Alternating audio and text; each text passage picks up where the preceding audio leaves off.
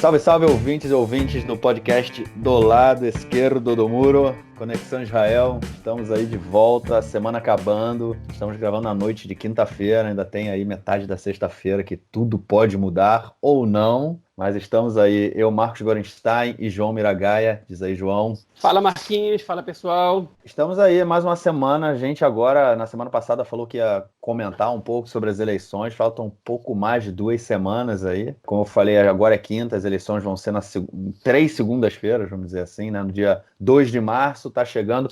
Não é numa terça-feira, né? Porque de acordo com a legislação eleitoral, né?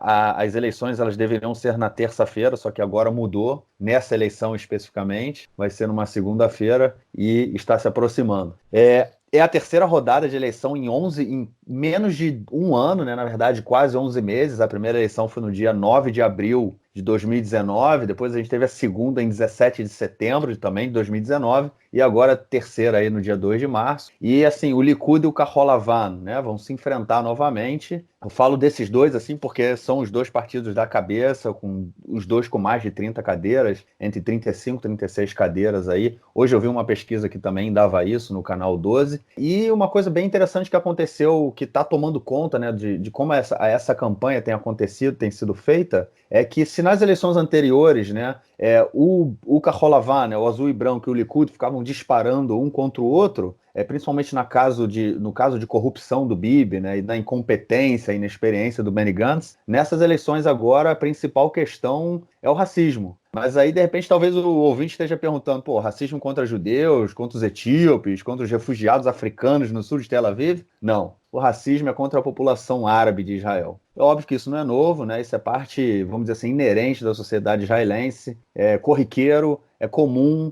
é permitido, né? Não é uma coisa, não é tipo, é uma coisa que é falado escondido, não, é falado abertamente, uma incitação muito grande, e isso virou o centro, né, dessas eleições agora, né? Para tirar voto do Kahol Lavan, né, do Benny Gantz, o Likud mira nos árabes, né? E aí, resumindo, como a gente já comentou no final do último episódio, dificilmente vai ter uma mudança drástica no quadro eleitoral, né, nessas eleições. E o fiel da balança ainda vai ser o Partido Israel Nossa Casa, do Avigdor Lieberman. Só que, para ter alguma chance de formar o governo, né, mesmo com o apoio do Lieberman, o Kahol Lavan tem que ter o apoio dos árabes, né, para obter a maioria dos deputados árabes, que nessas últimas eleições foram 13 deputados. Né? E isso vai se dar de duas formas. Ou os parlamentares árabes, né, eles entram para a coalizão oficialmente e fazem parte do governo, que é quase impossível, né, que isso aconteça, que a lista conjunta, a lista unificada, né, dos partidos árabes, eles não entrariam para o governo, ou que eles apoiassem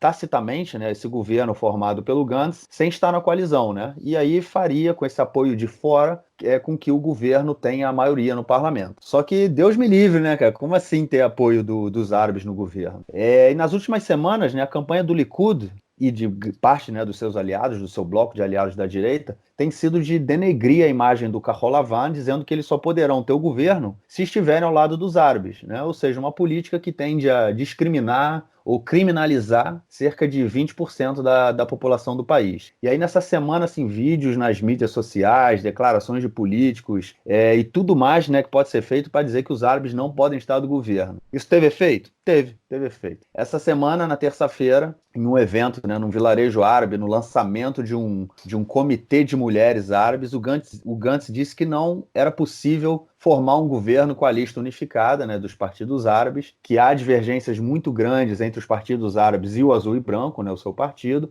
e isso tornaria impossível a participação deles no governo, né, no futuro governo. Isso, por que ele deu esse depoimento? Porque no mesmo dia, na terça-feira, numa entrevista na Rádio do Exército, né, o líder da lista unificada, Ayman Odeh, ele disse que não recomendaria o nome do Gantz ao presidente para formar a coalizão, a menos que ele se posicionasse claramente contra a proposta de anexação que foi feita aí no acordo do século do Donald Trump e também contra a proposta de transferência populacional, né, daquelas cidades que ficam na região do Triângulo, que seriam passadas para dentro do território palestino em troca da anexação feita por Israel. ou seja, o Gantz deveria se posicionar contra isso, contra esses dois temas, né, tópicos, para que a lista unificada apoiasse o nome dele para a construção da coalizão. E aí, rapidamente lembrando, né, há setores do Kahol Lavan que são bem mais à direita até que setores dentro do Likud, são contra qualquer tipo de aproximação com os árabes, inclusive são contra a solução de 2 estados para 2 povos, né, como o próprio Moshe Yaalon, né, que é um ex-general que era do Likud, era ministro da Defesa do governo Bibi e saiu, e agora é uma das 4 lideranças aí do Kahol Lavan. Enfim, o que tu acha? Depois eu faço um comentário em cima disso, esses são os fatos aí que aconteceram, mas eu deixo você começar aí com as outras informações do tema. Fala aí, João. Pois é, então, vamos lá, vamos ver o que aconteceu essa semana e aí a gente opina, né? Além disso que você falou, que é uma questão não um pouco importante, tá? Aconteceram alguns outros fatos novos nessa semana, como, por exemplo, uma notícia que saiu agora no Haaretz, né, que uma fonte ligada ao Partido Judaísmo da Torá, né, e a Duta Torá, que é um partido ultra-ortodoxo ashkenazita, eles disseram que, eles demonstraram uma preocupação que no meio do ano vai caducar o orçamento anual, né? Foi que você tem o direito de uma vez empurrar ele com a barriga quando tem eleições, que foi o que fizeram ano passado. Já teve uma diminuição grande do orçamento destinado às academias rabínicas, né? E este voto, como se fala em hebraico, e os partidos ultra-ortodoxos começam a ficar com medo, porque eles recebem na faixa, né? Ano retrasado foi 1 bilhão e 200 milhões de shekel para sustentar as voto, e depois esse valor diminuiu, que já foi um golpe para eles, quase 300 milhões de shekel, foi 900 e poucos milhões de shekel, que eles têm, que é mais ou menos, shekel está igual ao real, né, então a gente está falando de mais ou menos 1 bilhão de reais, né, que é o orçamento destinado às academias rabínicas, às voto. E eles estão muito preocupados com isso, porque isso aqui sustenta, primeiro que isso gera muitos empregos para a população ultra-ortodoxa, né, os professores de Yeshivot, os rabinos, né, outros funcionários, inclusive bolsas que os alunos recebem para não precisarem trabalhar. Vale lembrar que boa parte dos alunos, mesmo sendo jovens, já são pais de família, né? E nem todos os alunos são jovens, mas Yeshivot tem gente de tudo que é idade, enfim, e que também são bolsistas muitas vezes. Vale lembrar que pouco mais de 50% da população ultra-ortodoxa israelense, dos homens, né, da população ultra-ortodoxa israelense trabalha, está inserida no mercado de trabalho. Então, seria um corte no orçamento que não poderia ser aprovado, brutal, né? Então, isso pode desequilibrar a balança eleitoral, uma vez que os partidos ultra-ortodoxos, de maneira inédita, desde 2019, eles estão fechados com o Netanyahu, eles não estão cogitando ir para os dois lados. Isso tem muito mais a ver, eu acho, né, com a questão de quem é a oposição, né, que no caso, principalmente por causa do Yair Lapid, do que por uma identidade real desses partidos com o Likud, né, não são exatamente partidos alinhados à direita em relação ao conflito, também não são tão aliados assim à direita econômica e social, né, a favor da intervenção, né, de políticas assistencialistas, que não é muito a praia do Likud, né, na verdade é o oposto do que é o que o Likud propõe. Então essa aliança ela é muito relacionada ao oportunismo político e a quem é a oposição. E em menor grau, principalmente agora que o Netanyahu desistiu da imunidade, a questão da imunidade também, uma vez que os líderes dos 2 partidos ultra-ortodoxos, tanto Yaakov Litzman como Maria Deri, do Shas, estão sendo também investigados pela justiça e também em vias de receberem uma acusação formal. Então eles também têm esse interesse, né, numa mudança na política, numa mudança na legislação para proteção de políticos que estejam sendo acusados formalmente. Mas enfim, por que isso pode desequilibrar a balança? Porque eles não podem se dar o luxo de ir para umas quartas eleições. Se ficar sem votação do orçamento, esse orçamento destinado às voto vai cair. E se esse orçamento cai, eles podem ter sérios danos. Então essa fonte que disse ao Haaretz, entre outras, né, essa pelo menos que comentou abertamente, diz o seguinte: a gente não vai fechar acordo nenhum com o Kahol Lavan, com o azul e branco, mas a gente pode ser que não feche com o Netanyahu e que não impeça um governo que não seja guiado por ele de existir, porque não ter esse orçamento para a gente seria destruidor. Foi esse o termo que eles usaram, arsani. Então, enfim, isso pode desequilibrar a balança. Se o azul e branco souber jogar com isso, eles vão jogar, né? Por outro lado, é difícil, né? Porque o azul e branco tem uma política muito inflexível em relação aos privilégios dos grupos ultra-ortodoxos. Mas, enfim, cenas dos próximos capítulos que nos esperam, né? Enfim, além disso, essa semana aconteceu um caso curioso, que foi o fato de que o Netanyahu ele se reuniu de maneira sigilosa com rabinos ligados ao sionismo ortodoxo, que estão ligados ao bloco de partidos Yamina, né? Que é um conjunto de partidos de eleitorado fundamentalmente sionista ortodoxo, né? Que são os ortodoxos modernos, os ortodoxos que levam, na verdade, que levam uma vida cumprindo os mandamentos, as mitzvot, mas ao mesmo tempo uma vida moderna, trabalhando no mercado de trabalho em todas as áreas, tanto homens quanto mulheres, né? Altamente nacionalistas, servem ao exército e tudo mais.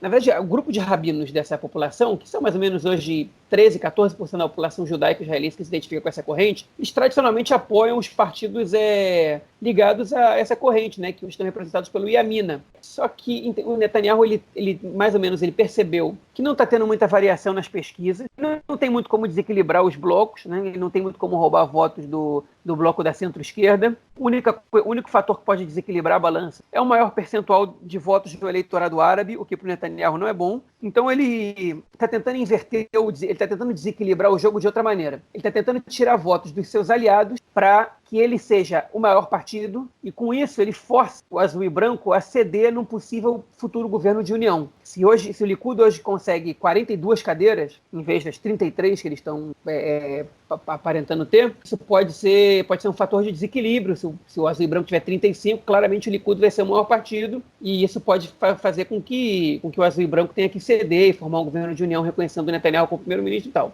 Mas é uma estratégia arriscada do Netanyahu, né? Primeiro porque, enfim, o Smotrich, que é o atual ministro dos Transportes, pertencente ao partido Ihud Leumi, né, que é a União Nacional, ele criticou, que também é parte do Yamina, ele criticou o Likud, disse que o Likud tá fazendo fogo amigo, né, em vez de estar atirando nos próprios parceiros. Isso é uma estratégia burra, uma estratégia burra e desonesta, né, para não dizer mau caráter. Na verdade, o Netanyahu ele é muito esperto quando ele faz isso, porque não é ele que publica as postagens, não é ele que faz as críticas. Ele tem o séquito dele do Likud, alguns ministros, alguns deputados, algumas pessoas influentes, e ele põe essas pessoas para disparar contra as pessoas que ele quer que sejam atingidas, e ele sai de razoável nessa história, e os ministros dele lá, os deputados do Likud, saem de radicais, de estúpidos, mas ele consegue sair como pessoa equilibrada nisso. É uma estratégia que, em geral, funciona. Dessa vez não funcionou tanto porque os rabinos denunciaram alguns rabinos que não estavam dispostos a aceitar essa proposta do Netanyahu denunciaram para o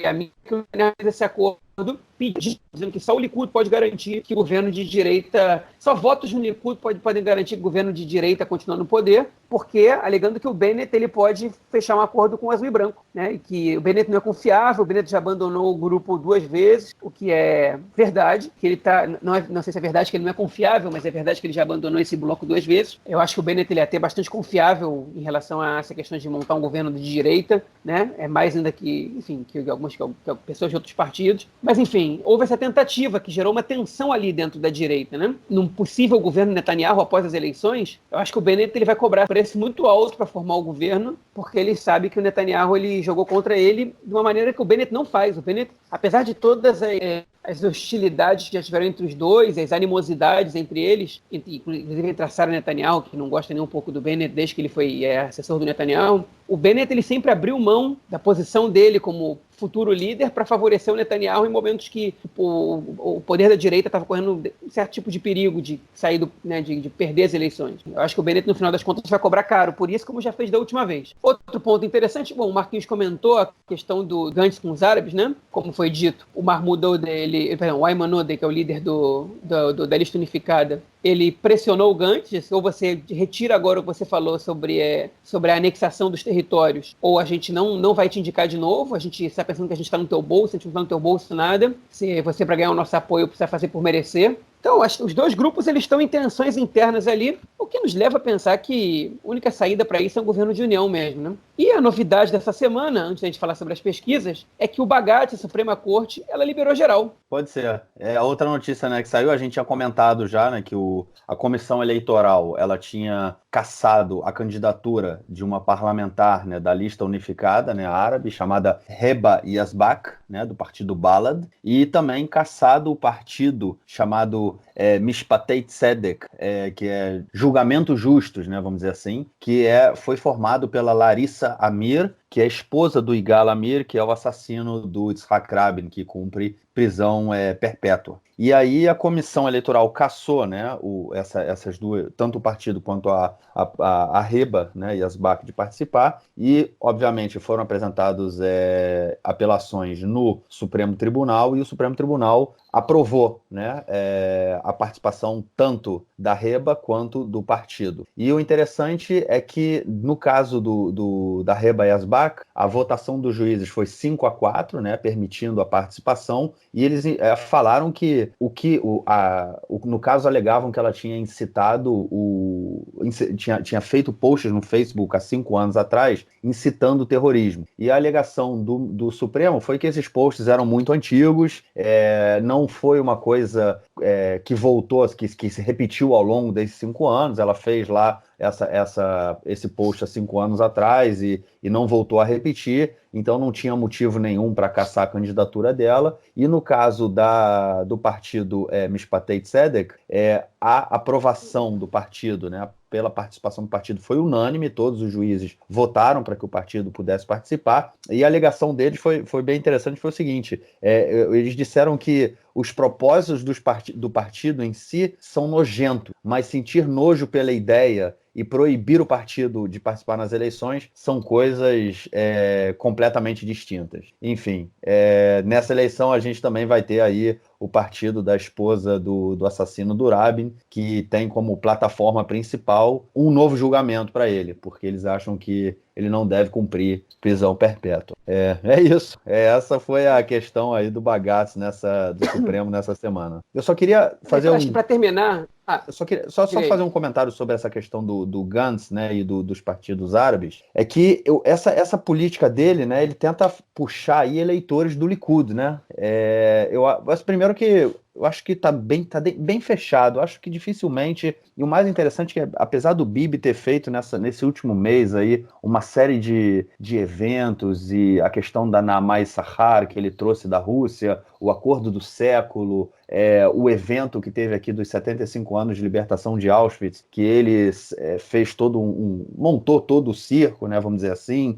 Ele apareceu bastante na mídia, mas não conseguiu nada. Ele não conseguiu nada com isso. Não houve mudança no quadro eleitoral. A gente está as pesquisas apontam para um quadro bem parecido do que era. Ou seja, eu não acho que nada vai acontecer nessas últimas 2 semanas para mudar drasticamente isso. E o que o Kahol Lavan tenta fazer aí, mais uma vez, eu acho que graças ao acordo do século, primeiro, botou o Kahol Lavan e mostrou, vocês não são de centro-esquerda, vocês são de centro-direita, na melhor das hipóteses, muito bem, parabéns. E agora com essa coisa de se afastar dos partidos árabes, o Kahol Lavan, o que é o azul e branco, né, ele está cada vez mais próximo do Likud, né? Qual é a diferença do Likud para o azul e branco?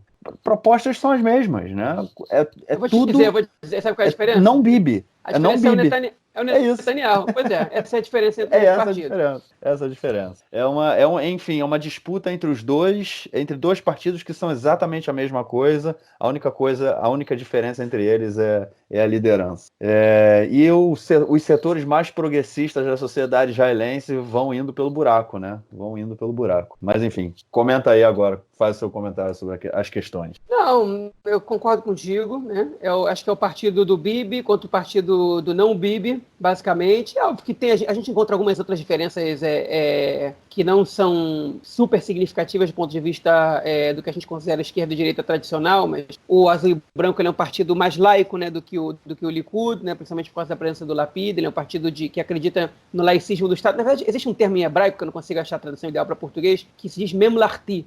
O azul e branco é um partido mais memlarti que o Likud, que é mais ou menos uma mistura entre estadista e público, né? A favor do bem público. Acho que o azul e branco ele é um partido que ele é menos personalista do que o Likud, nem sei claramente, né? E é menos acho que ele tem uma mentalidade ainda um pouco mais próxima do que era a direita liberal sionista, né? Tanto os sionistas gerais quanto o Likud de algum momento, algumas alas do Likud de algum momento. O Likud de hoje em dia ele virou um partido que hoje em dia a parte dos cientistas políticos consideram populista, né? Da direita. Eu não gosto muito desse termo, nem para a direita nem para a esquerda, mas acho que o Likud virou um partido do estilo conservador, profanador de fake news, que nem vários que a gente vê por aí, né, propagador de fake news, na verdade. Enfim, essa nova direita que está aparecendo em muitos lugares aí que ela não é muito amiga da democracia, a meu ver, né? Com ataques à justiça, né? Com uma política econômica ultra neoliberal, né? E com ataques à justiça, com ataques a minorias, né? Sem nenhum pudor, com sede de poder e com, de certa maneira, destruição da oposição e da esquerda, né? E o Likud, infelizmente, está se transformando nisso. O Likud era um partido que jogava o jogo democrático muito bem até o final dos anos 80 e razoavelmente bem até o início dos anos 2000, eu acho. Eu acho que o Netanyahu ele é um aprofundador desse Likud menos adepto às ideias democráticas, né? Mas eu queria comentar sobre outro ponto, que eu acho que também é uma coisa que é legal de comentar aqui, que eu falei na semana passada, quando eu dei uma pequena informação sobre a pesquisa que tinha saído no Instituto Israelense de Democracia, e eu vou fazer um comentário geral sobre isso agora, para que o pessoal veja a que eu me refiro, tá? A gente tem a ideia de que o conflito é quem decide o voto dos israelenses nas eleições. E a gente tem essa ideia, não só aqui no Brasil, os israelenses também pensam nisso, né? O Netanyahu é o senhor Bitachon, o senhor segurança, e a própria esquerda, né, acredita que o Netanyahu ganha porque ele consegue transparecer essa imagem do único líder, o único que pode dar segurança para o povo de Israel, né, mais do que todos os outros, e por isso ele ganha as eleições. Pode ser que isso seja verdade, mas as pesquisas que têm sido feitas nas últimas 4 eleições, ou elas mostram uma mudança de tendência,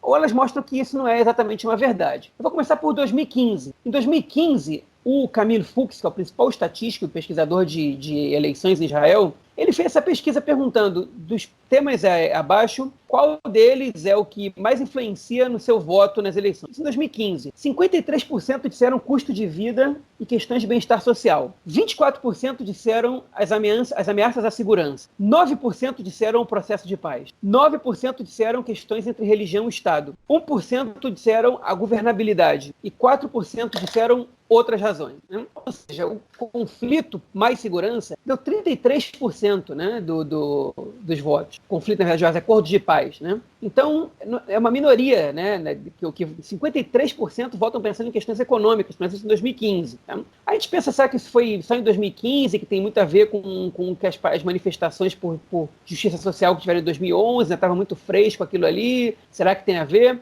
Enfim, né, um dos economistas fez o relatório ali, o Emanuel Trachtenberg tinha entrado para as fileiras do Avodá, do Partido Trabalhista, né, do Mahané Tzioni nesse momento, que era a junção do Partido Trabalhista com o Atnoá. E aí a gente vai para as eleições de fevereiro, na verdade de abril desse ano, uma pesquisa, na verdade, feita em março de 2019. E essa pesquisa feita em março, ela mostra para a gente o seguinte: quando foram perguntados, né, qual é o fator mais importante para o seu voto, uma pesquisa um pouquinho diferente, 46% responderam as questões sociais, 23% responderam as questões relacionadas a conflito e paz, 11% responderam o candidato a primeiro-ministro e 5% responderam a composição da lista, né, do partido.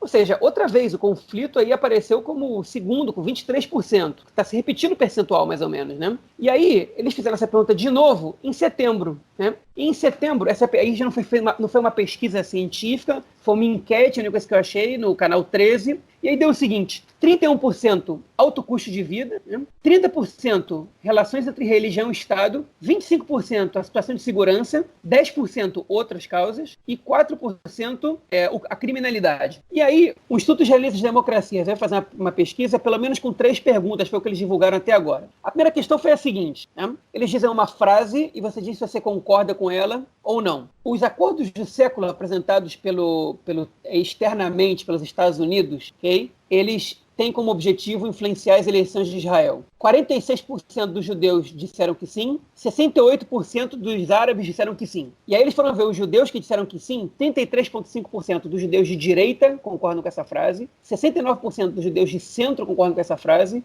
e 78% dos judeus de esquerda concordam com essa frase. Aí depois eles perguntaram que o dia das eleições deve ser um dia de folga, né? Um dia, um feriado, só para quem vota. Quem concorda com isso? 75% dos judeus concordam com essa frase e 36,5% dos árabes concordam com essa frase. Ou seja, os judeus acham que quem não vota tem que trabalhar, os árabes acham que tem que ser feriado para todo mundo, né? Nesse dia, curioso, né? Os árabes eles votam menos, em menos proporção que os judeus em Israel. E a pergunta que é semelhante à das outras, né? Que assunto influencia mais, né, na hora de você votar, que a gente falou no podcast passado, 32% disseram as investigações sobre Netanyahu, 21% o alto custo de vida e da moradia, 18% a situação de segurança, 11% questões relacionadas à religião e Estado, 7% relação entre judeus e árabes e 11% não sabem. Ou seja, o conflito está aparecendo constantemente na faixa dos 20% a 24%, né? Na verdade, até menos, né? Se foi 18%, né? Entre 18% e 24% o conflito aparece. Então, o conflito, ele não faz, ele não motiva mais do que um quarto, né, da população israelense a votar em um candidato ou em um partido. As questões sociais, elas influenciam bastante mais, nas 4 pesquisas apareceram na frente do conflito, e as investigações sobre Netanyahu aparecem muito forte aqui nessa última pesquisa, o que dá pra gente a sensação de que essa eleição realmente é um plebiscito pro Netanyahu, né? Fica ou não fica? Né? Então a gente está vendo aqui que, por um lado, parece que a questão do conflito está largada por aí, mesmo com a proposta do Trump, as pessoas já abandonaram o conflito, e a própria segurança, os israelenses não acham que as eleições vão modificar muito a questão de segurança do país, ao que parece, né? E que questões sociais elas vêm ganhando mais terreno, mas que eles estão muito preocupados com quem é o líder que governa o país. Isso, por um lado, é bom, porque Israel é um país um pouco mais normal, né, mais parecido com os outros países do mundo, e esse era o grande objetivo do sionismo, né, que Israel fosse um país igual a todos os outros, ainda que seja o único Estado judeu.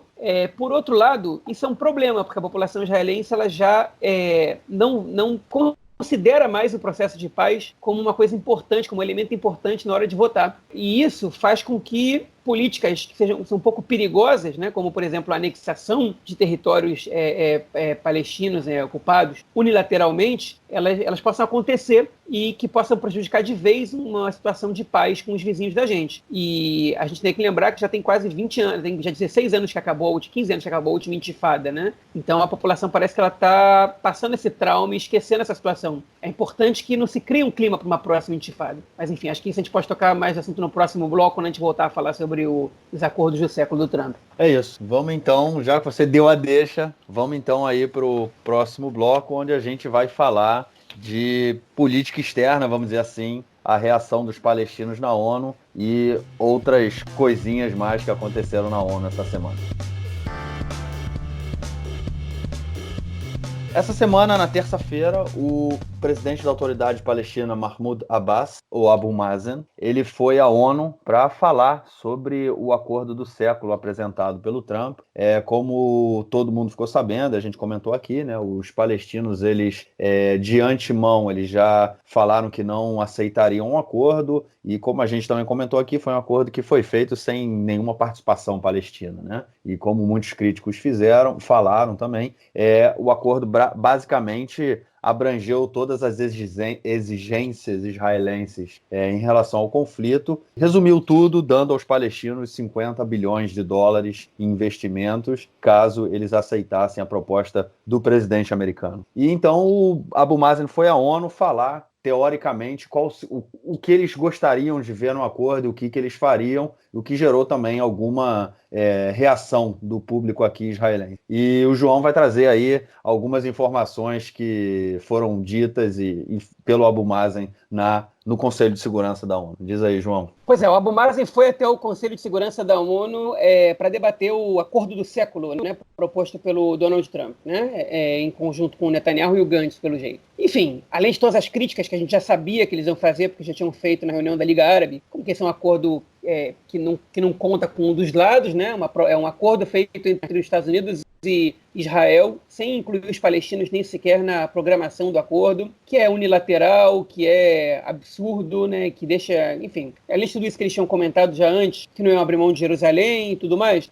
Ele fez um discurso politicamente muito inteligente, né? Porque uma das primeiras coisas que ele falou foi o seguinte: quem de vocês que está aqui presente concordaria com uma proposta dessa? Que é uma coisa óbvia, acho que a gente pode argumentar o quanto quiser, se os palestinos realmente querem um acordo, se o Abbas está disposto a fazer um acordo ou não, né? Se eles aceitariam alguma proposta. Mas o fato é que esse acordo jamais seria sido aceito por nenhuma liderança no mundo, né?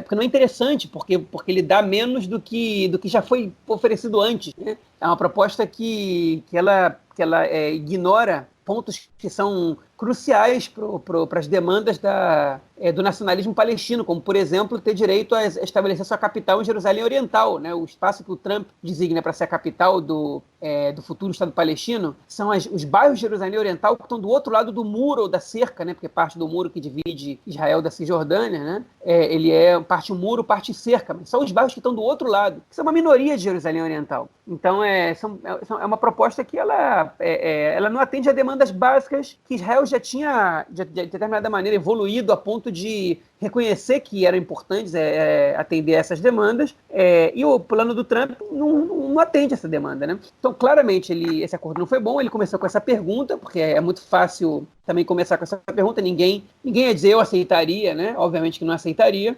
Ele disse um monte de coisa ali, né? Ele disse que na verdade, o que está acontecendo é uma proposta de Israel e dos Estados Unidos para acabar com a ideia do nacionalismo palestino, que o processo a longo prazo é que não possa existir um Estado palestino, porque essa proposta ela não estabelece Estado nenhum, e que o nacionalismo palestino seja absorvido por outro nacionalismo. Ele sugeriu que a proposta, no final das contas, fosse aquela velha proposta da direita israelense já dos anos 80, né? Fim dos anos 80, de misturar na verdade, de juntar o nacionalismo palestino com o nacionalismo jordaniano, ignorando que os palestinos já possuem uma identidade nacional, né?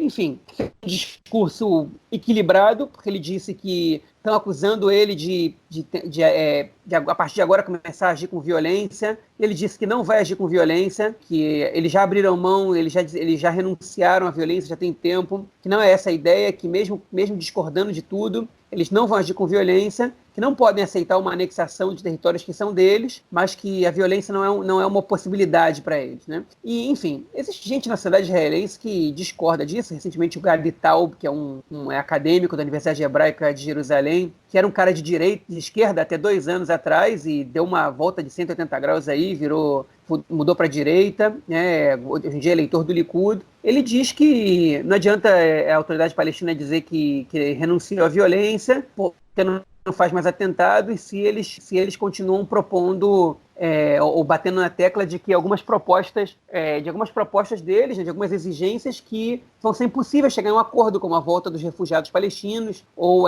renúncia sobre Jerusalém Oriental, etc. Eu particularmente discordo bastante do Gadi Taub. Uma coisa é você optar por métodos violentos, outra coisa é você não abrir mão de algumas posições tuas, que eu acho que dentro do jogo das negociações você precisa chegar de um jeito fortalecido, né? Então, se você chega já abrindo mão, obviamente que o outro lado vai montar em cima de você, que é exatamente a mesma estratégia que Israel sempre usou. Israel sempre ofereceu propostas que sabiam que não eram interessantes para os palestinos. Quem diz que a proposta de Camp David do Barak era interessante para os palestinos, ou não conhece a proposta, ou não sabe quais são as demandas dos palestinos, né? Não conhece a realidade dos palestinos, nem o que eles estão pedindo, né? Quais são as demandas deles há vários anos. Então, Israel, inteligentemente, sempre oferece menos, justamente para que seja uma negociação, né? E ele, enfim, e frente a esse discurso dele, a gente teve 2 reações ali, né? Primeiro foi do Dani Danon, que é o embaixador israelense na ONU, né? Que já tentou confrontar o Netanyahu para ser líder do Likud e perdeu, né? Dani Danon é um cara um ex-deputado do Likud, de discursos muito, eu não gosto da palavra populista, demagógicos, né? Um cara que joga para a torcida o tempo inteiro, e ele foi lá e gritou que enquanto o Mahmoud Abbas, né, tiver na liderança palestina, não vai ter acordo nenhum. O que aconteceu essa semana, que foi impressionante, foi que o Abbas se sentou com o Ehud Olmert, que foi o primeiro-ministro israelense, que todo mundo, a direita, tem usado muito a proposta do Olmert para dizer que os palestinos não querem paz, né? Se eles quisessem paz, eles tinham aceitado a proposta do Olmert. Olha só, o Olmert ofereceu tudo para eles, e realmente a proposta do Olmert foi a proposta que cedia mais os palestinos até agora. Os palestinos alegam que não podiam fazer acordo com o governo moribundo, né? O Olmert já estava para cair, com a popularidade muito baixa, que isso não ia poder sustentar. Enfim, a direita diz, isso aí é balela. E aí o Olmert apareceu em público do lado do Mahmoud Abbas e disse o seguinte: Mahmoud Abbas é o nosso único parceiro para a paz. Essa foi a frase que ele disse. Foi fotografado junto, disse isso, ele que já foi liberado da cadeia, né, tinha sido preso por corrupção. Ele foi e desautorizou a direita a dizer que se os palestinos quisessem paz, tinham aceitado a proposta dele. Ele falou, ele é o nosso único parceiro para a paz. Ele está interessado em fazer um acordo com a gente, né? A gente pode questionar se é verdade ou não, mas o fato é que a gente tem que analisar os acontecimentos não de maneira superficial. a gente tem que entender o contexto deles. E eu acho que a proposta do Olmert, aí os palestinos podiam ter um primeiro-ministro altamente que tendesse a fazer um acordo que naquele momento não era um momento de acordo. Além da reação do Dani Danon, teve a reação agora me fugiu o nome, da embaixadora dos Estados Unidos na ONU. Ela diz o seguinte: o plano do Trump, ele é um plano sobre o qual a gente estabelece bases de negociações. Ele pode mudar. Ou seja, dando a entender o seguinte: a gente começou com um plano ruim para vocês, agora está na vez de vocês apresentarem o que vocês querem, que é a estratégia de negociação no mercado árabe, né? Quem já visitou algum shuk, algum mercado árabe em algum país árabe, né? ou enfim, até Israel, que não é exatamente um país árabe, mas tem uma população, uma minoria árabe, né? Ou em Jerusalém tem um shuk árabe, em outras cidades de maioria árabe, ou de uma minoria significativa árabe, como o Acre, no norte, você encontra os shuks árabes e você sabe que a estratégia de negociação é essa, né? Eles oferecem um preço muito caro, e aí você oferece um preço muito mais baixo, e cada um vai cedendo um pouquinho. O que o Trump fez foi ele ser o vendedor, nesse caso. Ele ofereceu um preço muito alto e está esperando os palestinos darem o preço muito baixo deles, para começar a negociação, né? Ou o contrário, se alguém quiser dizer que o Trump ofereceu um preço muito baixo, está esperando os palestinos pedirem o preço alto deles. Eu, quando fui para o Egito, a nossa estratégia de negociação nesses mercados era assim: eles ofereciam um preço para a gente, isso é parte da cultura, né? A gente já sabia que o preço oferecido ele é mais alto que o valor do produto realmente, e a gente virava as costas e desistia de negociar, porque aí o próprio vendedor já diminuía o preço antes de a gente ir embora, e aí a gente oferecia metade do valor que ele estava oferecendo para a gente pela segunda vez. Olha, dava mais certo do que a gente viu outros compradores conseguir, né? É uma questão cultural. Acho que o Trump ele está tentando fazer negociação de shuk, de mercado popular, com a autoridade palestina. Só que a política internacional, ela não funciona exatamente dessa maneira, né? Você não pode oferecer uma proposta humilhante na frente do mundo inteiro para a autoridade palestina e querer que eles dialoguem em cima de uma proposta humilhante. Dialogar em cima da proposta humilhante, você está se rebaixando. Então, claramente, a autoridade palestina nem a Liga Árabe, eles vão tratar essa proposta do Trump como uma base real para que essas negociações elas aconteçam.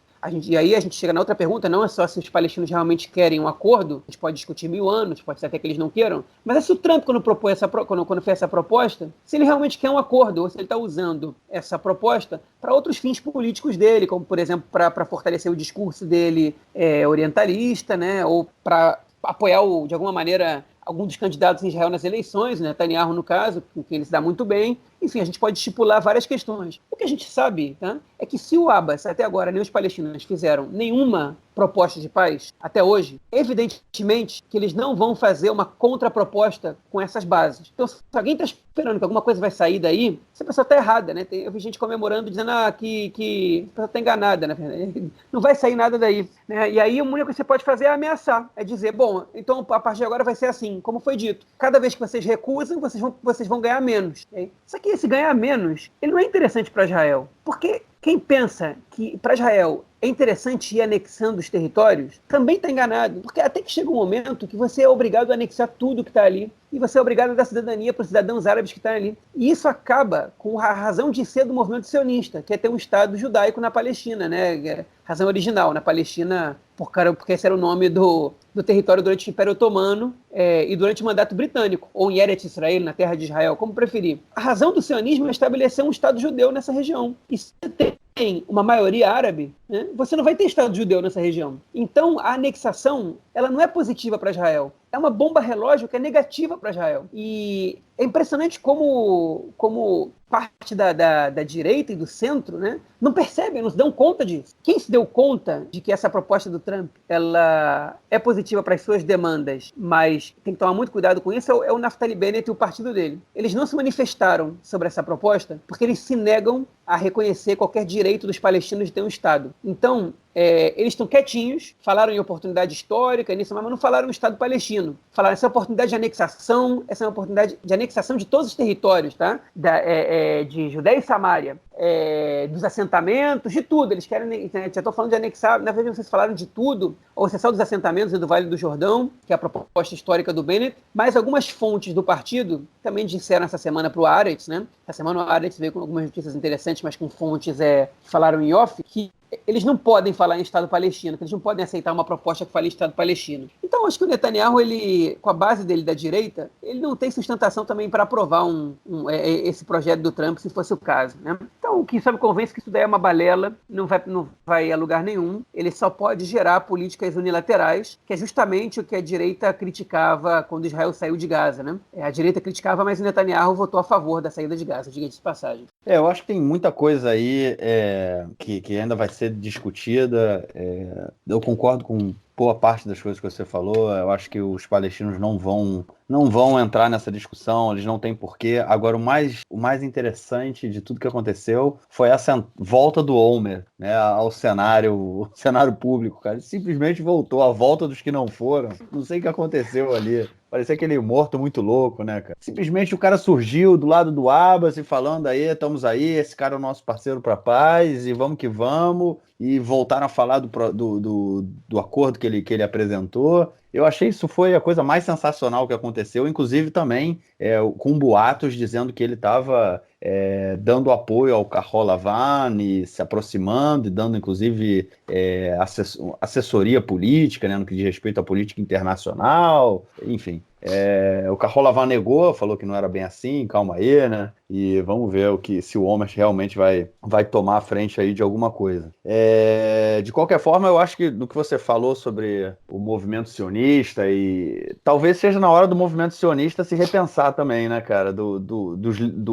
Da ala liberal do movimento sionista se repensar, tentar se adaptar às transformações do mundo, às identidades nacionais, identidades coletivas que se transformaram aí ao longo desses últimos 100 anos, desde que o movimento sionista, mais de 100 anos, né, desde que o movimento sionista começou a colonização aqui da Palestina, ainda na época do Império Turco-Otomano. Eu acho que chegou a hora da gente repensar muita coisa, cara. Eu não sei se o que a gente pensar, as ideias do movimento sionista daquele período, elas ainda têm espaço nos dias de hoje, e em ordem para que a gente possa ainda manter vamos dizer assim, uma soberania judaica, para que o povo judeu possa se autodeterminar e se definir, né, enquanto povo.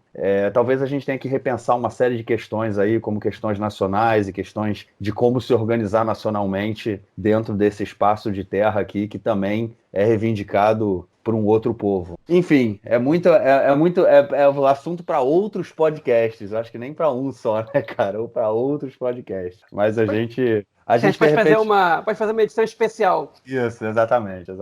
Mas enfim, outra notícia aí que também mexeu muito com o dia de hoje, na verdade, foi uma notícia que saiu de ontem para hoje, e foi assim, saiu nesse bojo todo aí, né, dessa proposta do Donald Trump e a ida do Abbas, né, à ONU, foi que o Departamento de Direitos Humanos da ONU liberou agora, ontem, né, na quarta-feira, uma lista com 112 empresas que têm ligações com os assentamentos israelenses na Cisjordânia. Essa lista já vinha sendo construída há mais de 3 anos, né, depois de uma resolução do Conselho de Segurança em 2016, que foi proposta pela Nova Zelândia, Malásia, Venezuela e Senegal. E os Estados Unidos eles não vetaram essa resolução, eles se abstiveram na proposta, no debate, era inclusive o governo Barack Obama, né? Eles não vetaram, e aí começou a ser construída essa lista, e era para ter sido lançada ano passado a lista. Só que houve muita pressão do governo israelense e também do governo Trump,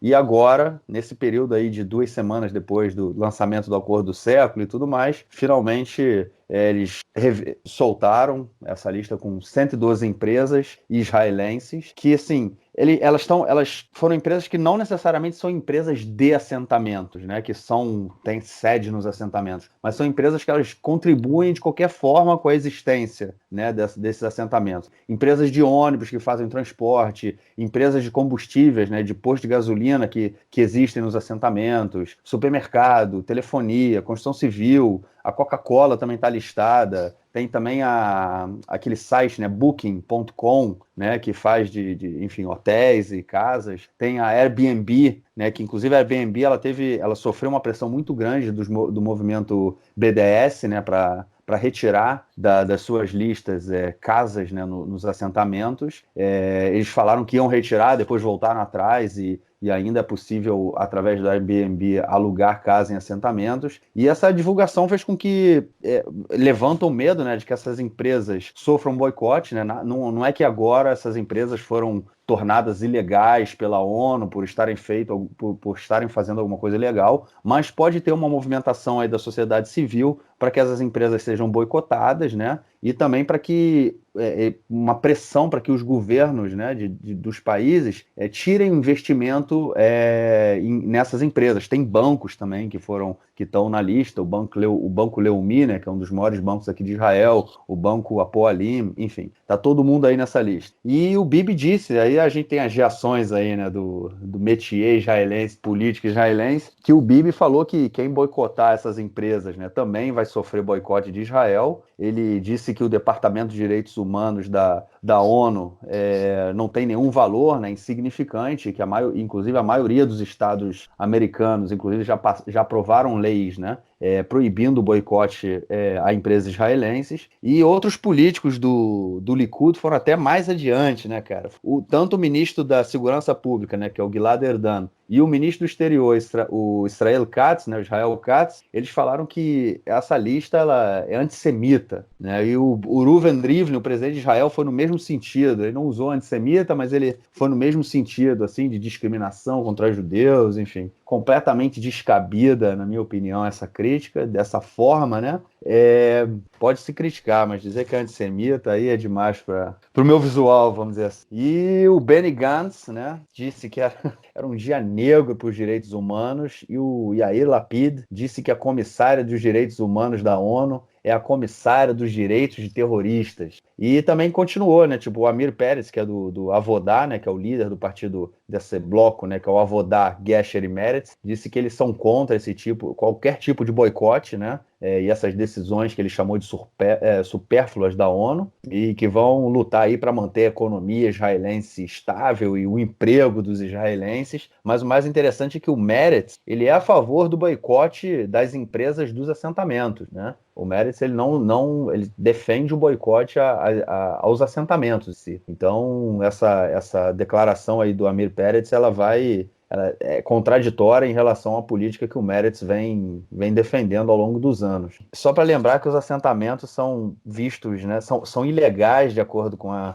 legislação internacional e são vistos como ilegais pela grande maioria da comunidade internacional. E aí vi com essa coisa toda aí de antissemitismo e que dia negro por direitos humanos e que isso ou aquilo. É difícil, né, cara? É mais fácil se vitimizar do que discutir seriamente o que é a ocupação israelense dos territórios que foram destinados ao Estado palestino. Mas, enfim, é o que a gente tem aí para hoje. Um comentário pequeno, né? Primeiro, dois comentários, na verdade. Essa bagunça aí da lista Partido Trabalhista com o Meretz mostra como o alinhamento entre esses partidos ele é puramente pragmático, né? Não é nada ideológico, né? É muito pouco ideológico, na verdade, diz muito pouco pra gente. Agora, outra coisa que você falou é sobre essa questão do boicote, né? Essa questão do boicote é um ponto muito sensível na sociedade israelense, na verdade, no imaginário judaico, porque ele remonta à Segunda Guerra Mundial, né, quando os judeus foram boicotar as lojas judaicas. Na verdade, o nazismo ele começou boicotando os negócios judaicos, né? Depois virou oficial, e até que começar a política discriminatória oficial, e a consequência disso foi o genocídio, lá, o assassinato cruel de 6 milhões de judeus durante a Shoah, né? Mas, enfim, é um ponto muito, muito sensível. Israel foi boicotado pelos países árabes, né? Qualquer empresa que entrasse em Israel não entrava nos países árabes. Nos primeiros muitos anos do Estado, né? Isso prejudicou bastante a economia israelense, poucas empresas se aventuravam a trabalhar em Israel. Então esse ponto ele é sensível ainda mais porque quem promove esse boicote atualmente, em geral, como o BDS, por exemplo, são movimentos anti-sionistas, né? Que não dão aos judeus o direito, né? Que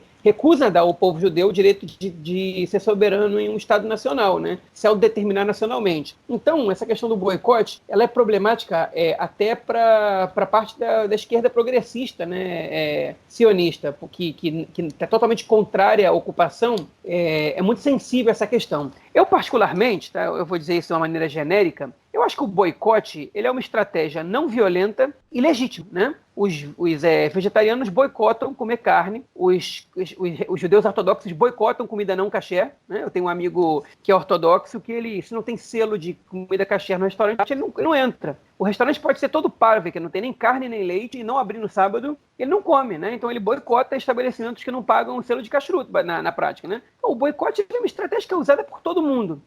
Mas Israel proibiu, por meio de uma lei, o boicote a produtos que vêm dos assentamentos, né? Quem boicotar isso pode ser punido pela lei, né? Não sei se configura crime. É uma lei de 2013, 2014, não me engano de qual época que é. Mas, enfim, que é problemático, porque é uma estratégia que não é violenta, que é legítima, que é uma luta política que também é legítima. Você pode concordar, discordar, eu acho que ela é totalmente legítima, e que é combatida como se fosse ataque antissemita, né? Esse que é o grande problema. Por exemplo, teve um professor da Universidade de Ben Gurion, né, em Beersheba, chamado Niv Gordon, ele escreveu um artigo há uns 10 anos dizendo que o boicote aos produtos israelenses ele era uma arma legítima, né? E explicava como era uma arma legítima e eficiente, né? E de certa maneira, parecia até que ele estava estimulando que essa fosse a principal bandeira, o principal meio da luta contra a ocupação. E ele foi ultra massacrado em Israel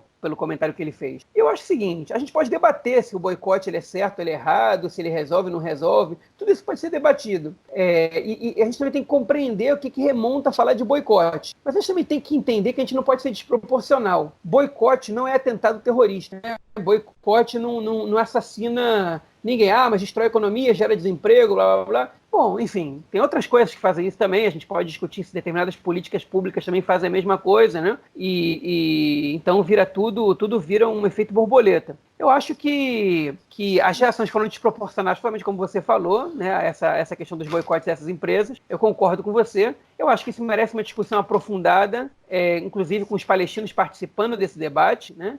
A gente gostando ou não gostando, o boicote é uma estratégia que ela é legítima e a gente precisa aceitar essa estratégia e precisa entender por que estão boicotando os produtos dos assentamentos, né? Não é Israel inteiro que está sendo boicotado, são os assentamentos. Então, eu acho que realmente você tocou aí no ponto central, que é um boicote dos assentamentos, né? É um boicote das empresas que elas funcionam nos assentamentos, não é vamos boicotar Israel. Então, eu acho que a gente tentar remontar isso a um período da Alemanha nazista, de que os judeus foram boicotados inicialmente, eu acho que é de um apelo, de uma falta de sensibilidade e de uma manipulação no uso do Holocausto. Mas acho que funciona, entendeu? Para algumas pessoas funciona. Não, funciona. Óbvio que funciona. É por isso que é usado. Alguns políticos, eles podem usar isso de maneira maniqueísta, mas na população isso funciona porque o trauma existe. Sim, o trauma existe. E aí as pessoas compram esse argumento honestamente, né? Elas acreditam realmente nisso. Agora, enfim, a gente tem que comentar o seguinte, um dos argumentos que eu mais escuto mas vai deixar um monte de palestino desempregado, vai lá perguntar se eles querem isso, né? E olha, eu conheço gente que boicota produtos que usam trabalho escravo ou semi-escravo, da Nike, ou sei lá, por exemplo, você falando na Nike, pode ser até que a Nike não use, mas a gente, quando era pequeno, pelo menos se falava isso, que usa trabalho semi-escravo de tailandeses, de vietnamitas, lá no Extremo Oriente, lá no sudeste da Ásia. E você podia falar a mesma coisa, mas se a Nike sair de lá, ou se a empresa sair de lá, eles vão ficar todos desempregados. E isso justifica os maus tratos aos trabalhadores, né? Qual é a outra ferramenta que você tem se não boicotar esses produtos que são produzidos lá, né? Então eu acho que o boicote ele é para isso que ele serve, né? É para isso que ele serve. É para pesar no bolso da empresa, né? Mas alguém vai ter que pagar o preço. Mas se fosse por essa lógica, ninguém ia boicotar a África do Sul do apartheid, porque senão ia prejudicar os negros que são os subempregados lá e que iam ficar desempregados. Essa lógica ela não é uma lógica inteligente, porque o boicote ele existe boicote, sanções, né? Existem em vários. É uma estratégia política que acontece em muitos episódios, né? Na história mundial, na história contemporânea principalmente.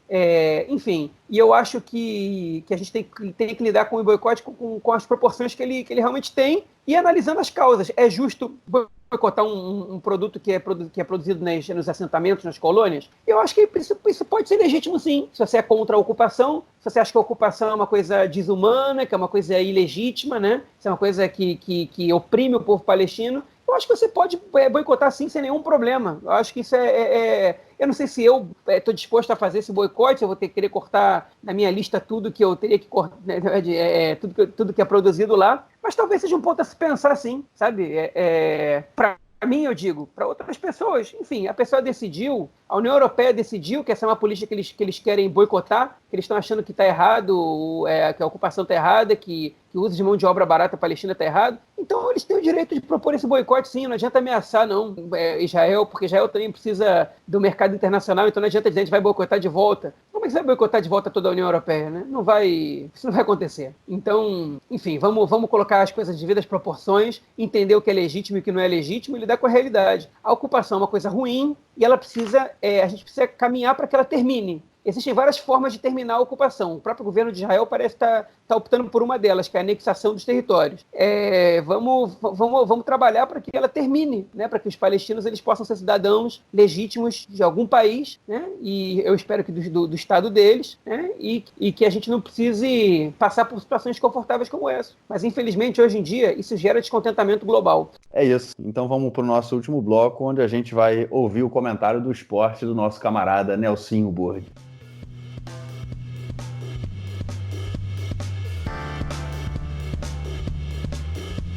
Diz aí, Nelsinho, o que o esporte separou pra gente essa semana? Meu caro Gorenstein, amigos do Conexão Israel, do lado esquerdo do muro. Manda um abraço também para o João, que essa semana passou lá no Rio de Janeiro pelo Bangu Shopping.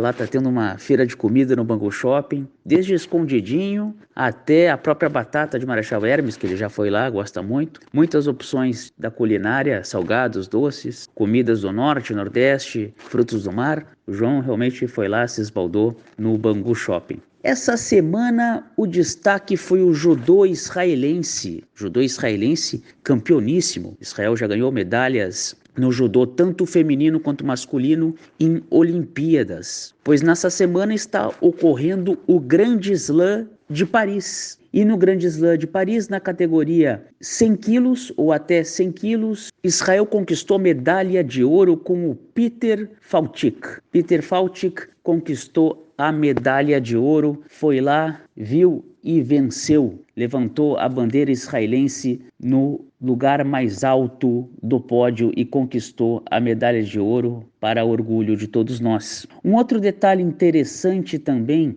desse campeonato em Paris foi o encontro entre o judoca israelense Sagi Muki, medalhista olímpico, com o seu amigo iraniano, o Said Molaei. Um encontro que eles tiveram agora em Paris durante o Grande Slam. Eles que fizeram amizade porque chegaram a disputar algumas lutas e se encontraram e ficaram amigos, o que dentro de Israel, numa grande parte, foi motivo de orgulho. Dentro do Irã deu alguns mal-estares, né? Pelo menos foi isso que foi divulgado pela imprensa. É isso aí, o esporte ele está aí para congregar, para unir as pessoas, unir os povos, mesmo quando pode haver algum tipo de conflito, né? Essa era a ideia, pelo menos, do Barão de Coubertin. Então, o nosso Sagi Muki encontrou seu amigo Said e eles bateram uma foto bonita. O Sagi divulgou essa foto em redes sociais e isso ganhou o mundo. Era isso nessa semana, um grande abraço. Eu sairei de férias, estarei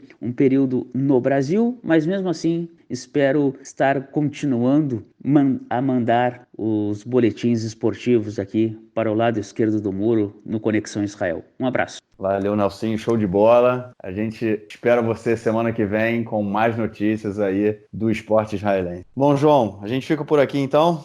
É isso aí, vou ficando por aqui. Vamos ver semana que vem mais informações aí sobre as eleições israelenses, chegando ao seu quase final. Vamos ver se a gente vai pro quarto round ou não. A gente se fala. Falou, pessoal, um abração aí, até semana que vem. Valeu, João, grande abraço.